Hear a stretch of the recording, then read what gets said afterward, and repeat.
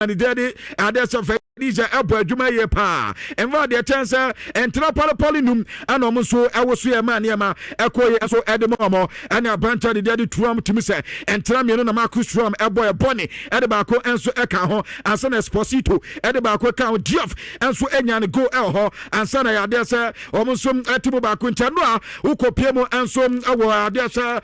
Italia na nya sam ko to akra aye Coppa Italia no ade yankoba kakra etotwa ewo dwuma de so na no pe me Ketire Edema Napoli Womsum and Kaglawi Eko ball 1-1 ho and to game the say so moko penalties and on penalties no and on Napoli etimi e Kaglawi Cacho and so Edo Mefimo the Cheni and no Atalanta and so was so Trana edit to Genoa amateur so mun sentimante and then Matisa Ebasono send it to Bologna Womum and so and Parma Cacho Elba Fesuno and that's SS Lazio and AC Milan edition T where Matisa etota Italy na no pe no yade nkoma kakra ade edamwo na mame nko Brazil na me nko di nkoma kakra wo Brazil esan so ko Brazil na no dan ba be ka Felipe Luis wansam ade Chelsea former legend no ana afi Pacho Chelsea legend rather former player Edma Chelsea ana afi Atletico Madrid massa owura na sa so ye aduma no e ba ni coaching job wo ko Flamingo Boboko no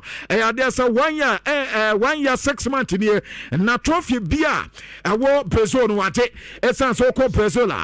nano daya ano odi aye Copa Libertadores in this season now so already no ade Brasileiro no e de so na so no the Brazilian Premier League wo mo so ebo eno ati wade aye Copa do Brazil ana fe Super Copa do aye Brazil no so wade dada ansa na campeonato aye ene ade asa Carioca eno so wade ka je dada ntino wutumi se ade asa enema ye kama ade ma Felipe Luis na no pe no make Ediama since almost started 2022 eba omo madidi Brasileiro no and edida so be 2024 and sana Flamingo enya de 2025 inti anopa ye ketre Ediama another Santos Bobo Konomasa na nema sense fomo 2 matches 6 goals ana nema enya nti sia de hat-trick na nema ebobo obi a yese doctors akata nse so kokoye surgery because when you okay yese nema see the team no relegation ama meka chosa aka 3 matches so obobo South 3 matches no mulu so a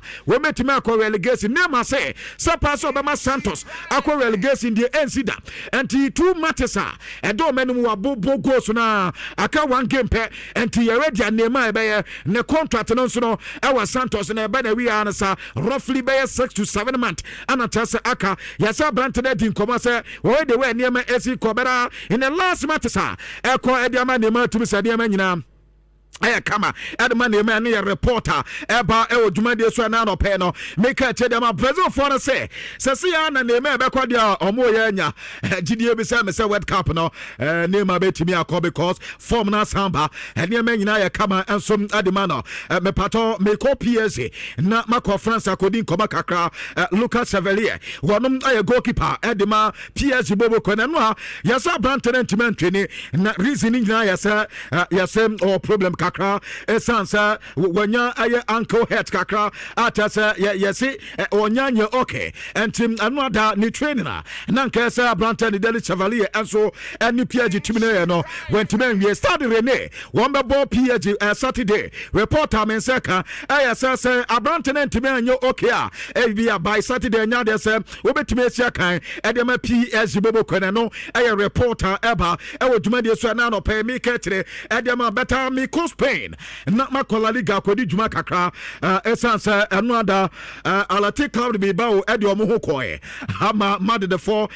juma ne de momo Mbappé enya brace ema Eduardo Camavinga enso enya go mad de ya juma ne nyina wutimi se mad the form no omo sase epic kakra and this 1 point difference na an edo mo ntemesa sa Barca an LED the league log no ewo Spain in fact 37 points na ekromo mad de ba benya omo 36 points no and so 1 point difference na Villarreal wo mu nyampo mu game no and wo mu 32 points no ada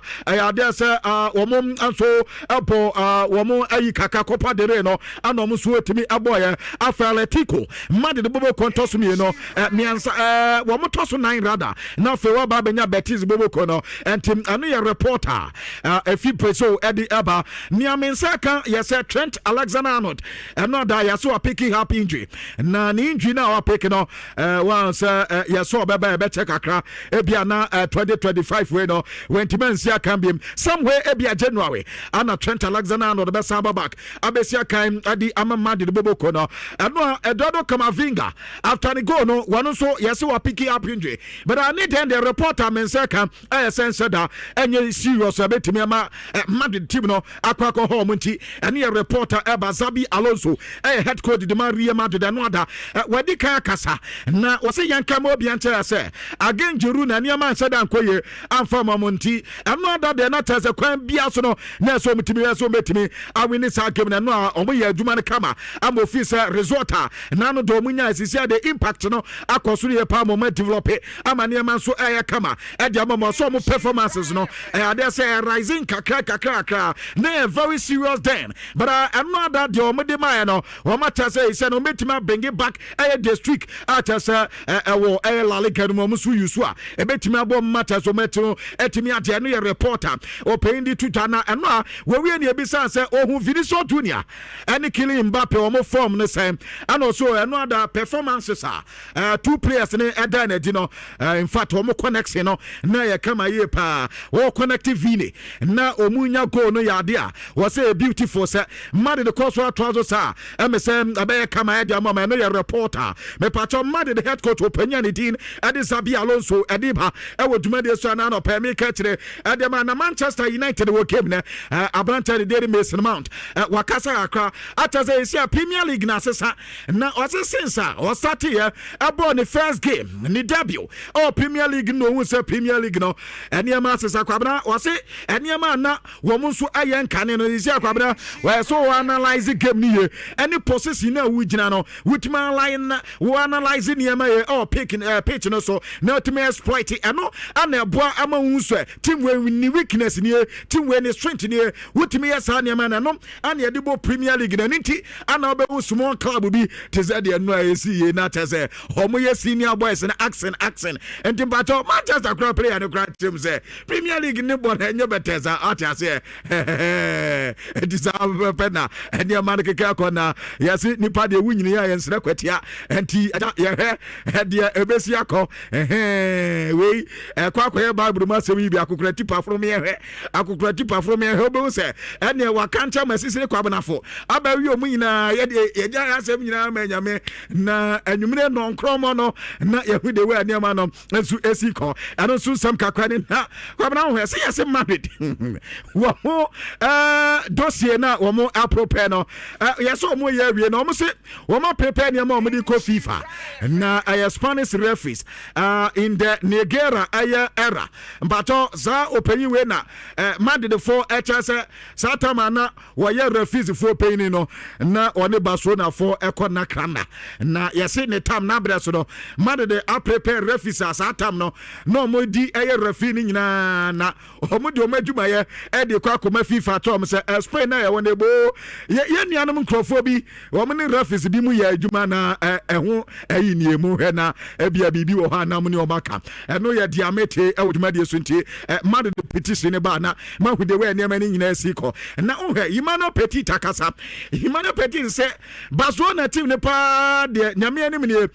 do betimi akata Barca say Champions League ni de omunyo madwunu fiso because Champions League de anya de say Barcelona betimi ade ne ebisa say na why ano say defenders way na Barca defenders ni de anya Champions League ni adiji o league ni nkwanti Barca pepa de a o madwunu nyina anya o mo league La Liga o mo chi wi anu no because now no that matters Barca for bobo ne chese o mi defense no anya kra ano o wi no say say Barcelona de team no ayese casino kwabna ne ebisa say casino no de na ha ana say Barca team nipa ba ko pe eno ye Lamine Yamal pe wutimi predict say yembo game ni we Lamine Yamal na bibia ebeko no ho say we Lamine Yamal film say Kim Barca team no bibia agogo na den time na Barca wo obi te say Lionel Messi a Sata Andres Iniesta Carlos Puyol mu nyina amwa na ebia Zabi mu nyina amwa Lionel Messi nkwa timi gisi no ho say obema Barcelona at the Champions League kwabna o Lamine Yamal in FIFA enye play onu nkwa betimi decide agi league adi ama Barcelona nie the only thing obetimi ayedi ama Barcelona so betimi abo ama Barcelona adi wo mo La Liga na sa Champions League pa dia in final Lamine Yamal kra na nya dia yedi di Champions League nti ane a reporter eba ewo dwuma dia so no ada oko Germany a wo mo som abobo matches kakra ama ya dia se enema so koye edimomo eno ada me di hu nkoma kakra enso edi chao ene ye DFB Pokal Cup na eno ada Hertha Aya Berlin anasa mpato Union Berlin rada kwabna Bayern for echomo pomo ntram yensa amamo so etimitimu mienu a eno na nya asem ketwa kwa ene ansa kwabna Ghana player na ansa kobo ongo ansa na no da na me campaigns ankaja yemfam na ansa ye do ba say na ansa oba be de be aduro edi munya botre mfama ye na reke na as wono so etimi enyan de ansa na branta de de late enso ebo ongo ntia no ada de wutimi so ongo no na ade say Union Berlin for mo ye so mbe ye hu adwuma but ani nyina ti no Stuttgart enso ekwachi bokum ebo mo ntram ye no mo antimante ana Freiburg enso at Darmstadt 98 ebo ne ntram ye no so antimante another Helsinki so ayire Hamburger SV eno mo podro ebo penalties enso qualify maniama ye kama edemo mo ntane ye reporter etotwa ewo dwumade so na no pe no make a check kakra dia ma wanhyehyɛ awodo nyina so na mamembra Premier League ne mani ani nkoma kakra sa no da Liverpool for so here go for we there Liverpool is there o come asaba ade yame enya ne da ma menya mfama mo mpato enya me o score line e o hana meka enwa asem no akwampo de sa enya ongo ya nka eno akwanka omo antima hebio Liverpool ni Sunderland ba Sunderland for de ye ka omo asem de kyeremo mantie Leeds ya eno omo ha Chelsea ka ketwa bi Liverpool for de omo di yo omo pa na nya asem ketwa na kwabna ye bo wie na ekobi sans road so panyi we de woni nkyeremu de na wezu betiebu se Florvet akwai o masi amfa enzu tebia wo ba no e defend no so mu boa Florvet de na no do mu bo West Ham fire no anso e fa party yenya botre fama Florvet ade no asase a peki ban kakra na onye surprise se eno a ade so mu go no na nka obi anim sanka go na nka emfa ma chama ne ade beta e go wi eti na nka cheze ade na kwakoye ngo wose eno aba flowing vet boy no na wasu die pa ne ebisa se na Mohamed Salah isisi a oye ndo ya na ade na tena bet chama nyamutro legend e emfa ne ntratra bench se no se eno chese sisi an Liverpool team ne do kwabna waso 5-11 na we mu hia more than 11 players enti eno na enye better kra ano chese Mohamed Salah betimi aba obetimi asamba abebo sane Mohamed Salah te sa na every player so te enti Salah mponi na ne waka enti nano de opinion de Anslot head coach Edema Liverpool edi etudwana eno na Jimmy Redknapp so oboa ade ende Salah benya ko dia owuni dia on the Liverpool for boa Mohamed Salah no isi ano wo mene ne ntokwa de mu ayede na ose Salah partner bench 2 occasions in there aka bibi che Mohamed Salah ana aka bibi che aye Liverpool fans ne nyina ento on dia na adwene yen se abrante no ayire so by January na se by summer there likely say Mohamed Salah beko enti Liverpool fan anka be anka omo confirm na ye hu de wa ade ni si ko na ono kwampo wie no se na sa ayi papa e ba be kan and so to say Mohamed Salah any happy with the way near so esi according to no why say obi anyi to be say Mohamed Salah ne benya akọ enti anu ye dia Jimmy Redknapp edi eba e odwuma de so na no pe no make it ensom edi adanwo na no ada Oli Watkins esi akan esi fom ye pa no a wo bo brace edema Aston ama ade so na de ba ko eka ho ana fedon yi malen so de ba ko eka ho atimi se entra nan ana omo so eboye Van Henk enso enya go edema eye Brighton ne ho Fabian ana fe ade se Van Henk sande ba ko esa edi eba ne wo ha blanche de towe so a ade ba ko ka now nti sa na ekoye afa Arsenal izade kwabna Arsenal no aye nyante ase Premier League ni de chamafo be nyade izade me hede we na masiko na league ndi uminyade na no mi ke mewe no ya na go Bukayo Saka go another 2 goals Brentford Entomante na yebo game da Clarence and you so penyin peja ne nine sam and you bisa Mikel Arteta say we plan ano say ni plan say danya de bia ye bia sa de beta the opa ya say Abranten captains won timi ntwazo mo biem ti no na say we change no ani ti na mu say o mu change the Clarence ade te na no na ombe bia ni plan na nkwankwa ya de a we ni bia no ye reporter eba ano te say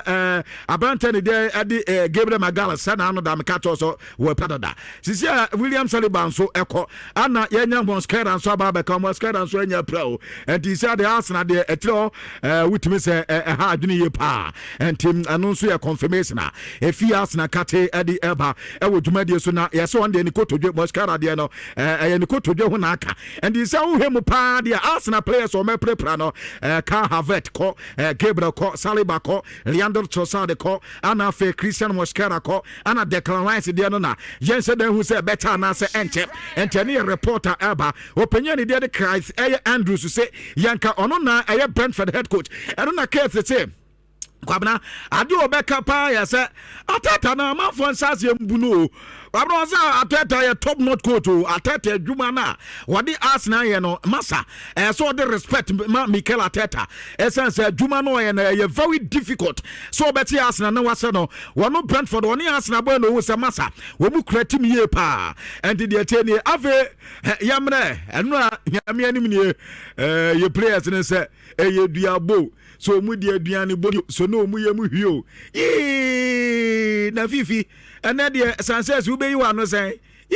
Sanchez kwabna eda Robert anvo Robert Sanchez edra amfam fam na no da and fifi man fa na ayi ye kan say aduane du dranuma eko puli na Kofi we de me Chelsea ne fa Sanchez de no fabra Kofi we de fa Sanchez fabra wakwasa kwabra go keep back kwani now he sa basikele mzuboyo kwabra na basikele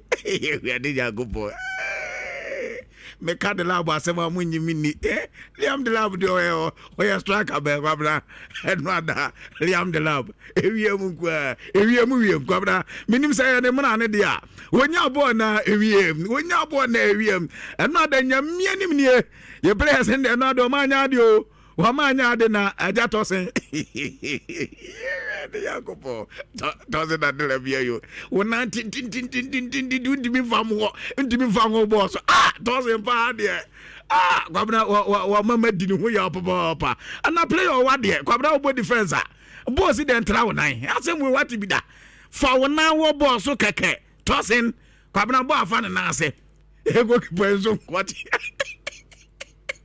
goalkeeper ko dia oti we no se chema me fama batwa enwo fa double ya no da ogogo boys there o we ya no da o me manager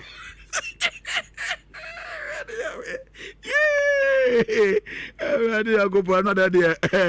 me anim ni engrofo na tia ye